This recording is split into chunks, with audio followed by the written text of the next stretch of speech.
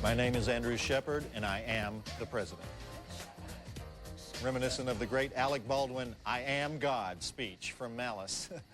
You know, there's one other adulterer I didn't talk about during that movie, and I'm not trying to delay the start of Look Who's Talking Now or anything. I wouldn't do that. But I left out Alexander Hamilton. He wasn't a president, but he was the main author of the Federalist Papers, and he designed the American banking system, so he deserves a mention.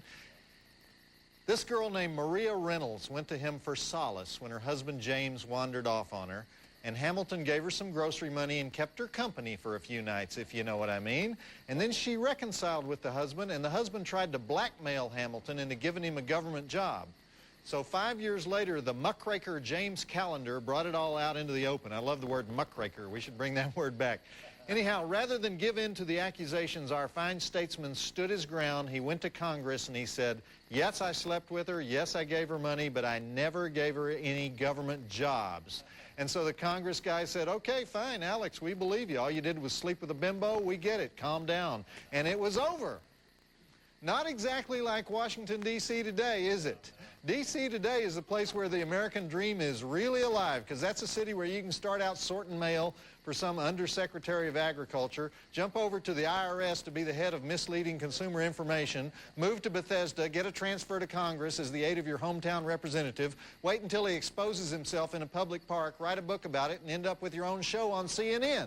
See, that's the deal. Nobody wants to be president anymore. The role model is you want to be like Al Newhart, the USA Today guy. You know, the man who exemplifies the aspirations of media today. He brought the color weather map to every household in America. You know, that's like a great Washington job. You know why I think the Smithsonian Institution is a great museum? Because it reminds us what interesting politicians we used to have instead of the third-rate lawyers and go-kart track owners that we got up there now.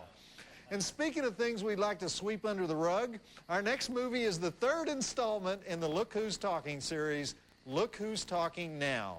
Now, actually, I like it a little better than Look Who's Talking 2, because they dropped the voices of Bruce Willis and Roseanne, and they replaced them with the voices of Danny DeVito and Diane Keaton as the family dogs. So John Travolta and Kirstie Alley juggle two tykes, two pooches, and one oversexed female executive who's trying to jump Travolta's bones. So how can you resist a premise like that, right? But don't worry, there's still a few pee-pee jokes and doo-doo jokes thrown in for old time's sake.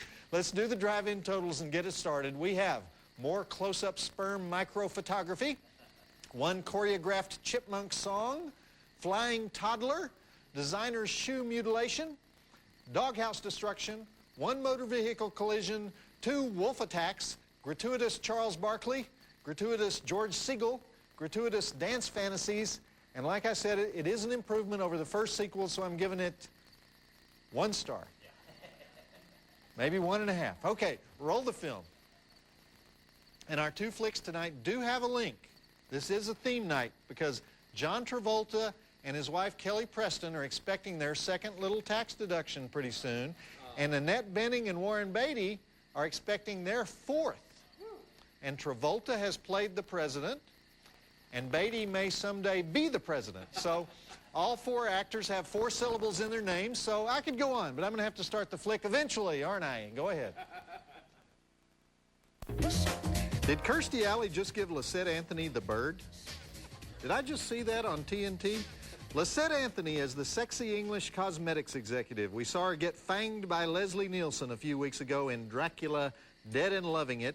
Of course, my favorite Lisette Anthony movie is Man of Her Dreams, which I catch whenever it's on cable. She thinks her husband is having an affair, so she sleeps with a handsome architect who then kills her best friend, her boss, and her neighbor so he can move in next door and listen in on her phone calls. Believe it or not the Lifetime Network. Yet.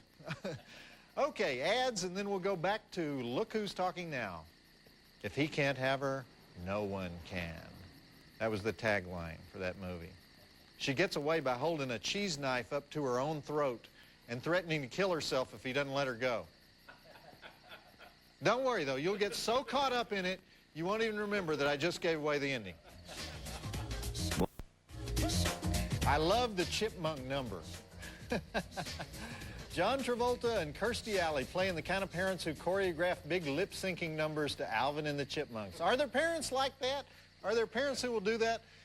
If you recall, and I'm sure you do, the first Look Who's Talking was written and directed by Amy Heckerling, and then she wrote the second one with her husband, Neil Israel, and since that one was such a crowd pleaser, they went with the same formula for number 3, but Amy Heckerling didn't want to write or direct this time, so they hired another husband and wife team, Leslie Dixon and Tom Ropolewski, to write it, and they had Tom direct it. And if I ever have a chance to meet them, I hope they invite me over to their house because I bet that's such a fun place. All right, back in a few. I kind of like the little girl, though. Now that they dropped the Roseanne voice, that little girl, Tabitha Lupien, total cutie. It's hard to be realistically cute when everybody is going, look at that child actor up there. You know, child actors, they get a lot of flack. They have to act cute without knowing they're acting cute, and then people like them. There's your good old scatological humor. I told you this flick wouldn't let you down in that department. I named him Rocks, Daddy, for what he left all over the back seat. Ha, ha, ha, you're so cute, Mikey. Does Mikey's voice seem dubbed to anybody? Or did I just get used to the Bruce Willis shtick from the previous movies? The kid must be an okay actor because he's in that TV show Seventh Heaven about the Reverend and his family. Wholesome-looking show. I never seem to catch that for some reason. Anyway, back to the movie after we sell some soap here. By the way, I know I've said in the past that Look Who's Talking was John Travolta's comeback film, but I need to revise that. People thought Travolta was making a comeback when that came out, but then 4 years went by with diddly squat happening for him except the sequels. So this was John Travolta's comeback film because he was just wrapping Look Who's Talking Now with nothing else on the horizon when Quentin Tarantino offered him Pulp Fiction. Wow. And the rest is history. Thank God, because among other things, Pulp Fiction saved us from Look Who's Talking 4. More in a... You guys remember that John Travolta is a pilot in real life, right? Last I heard, he owned a Learjet, a 1947 British single-engine Vampire fighter, and a Gulfstream II corporate jet with a cooking galley, a movie screen, and beds for 10. He and Kelly Preston even named their son Jet. That's how much Travolta likes planes.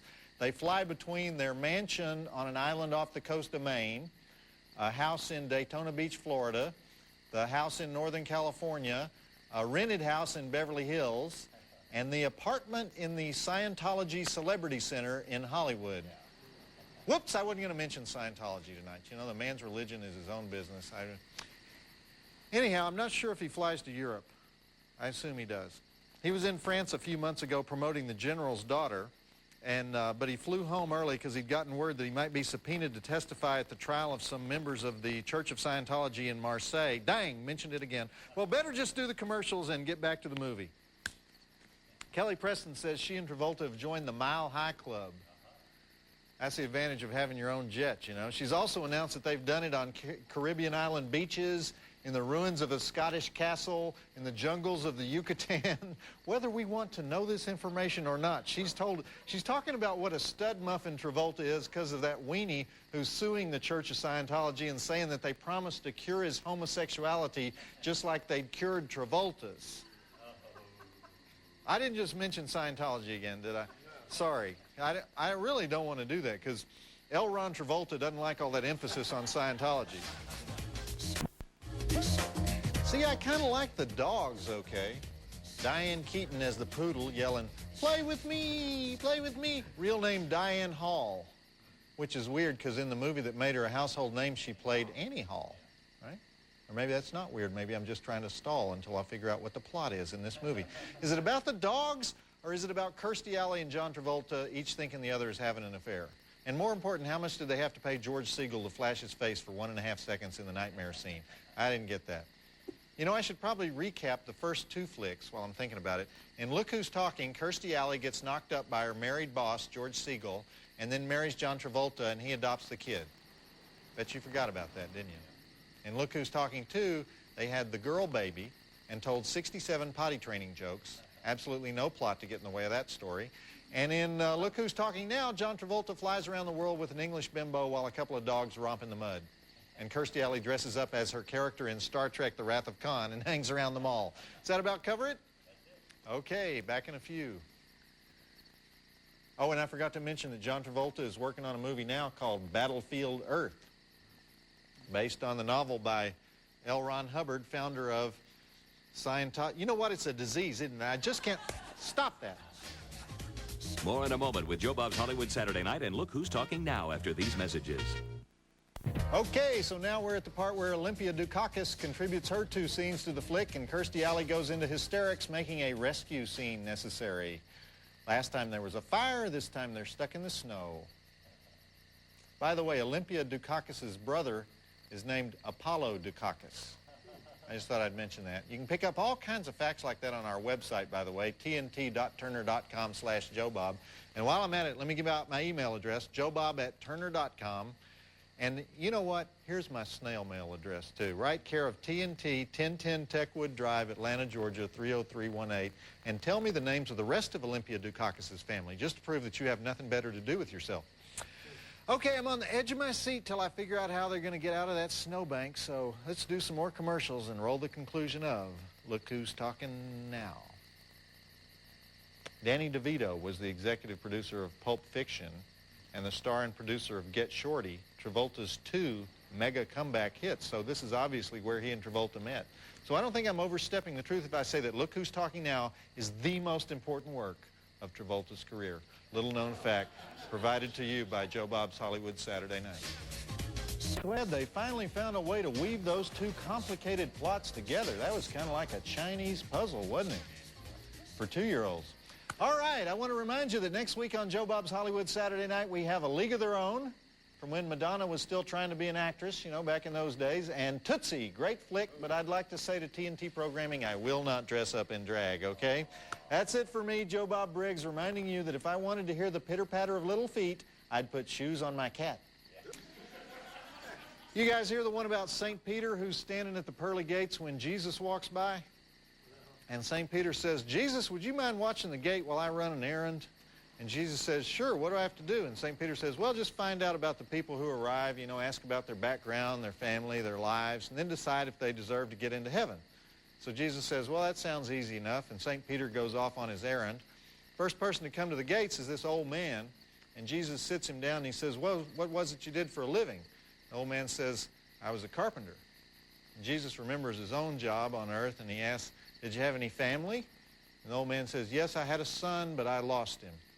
And Jesus is intrigued by that, and he says, you lost your son? Can you tell me about him? And the old man says, well, he had holes in his hands and feet. And Jesus leans forward and he says, Father? And the old man leans forward and he whispers, Pinocchio? Joe Bob Briggs reminding you that the drive-in will never die. A door-to-door salesman rings the bell at a suburban house. 9-year-old kid comes to the door puffing on a cigar. The salesman says, is your mother home? The kid takes a cigar out of his mouth, flicks the ashes on the carpet, and says, what do you think?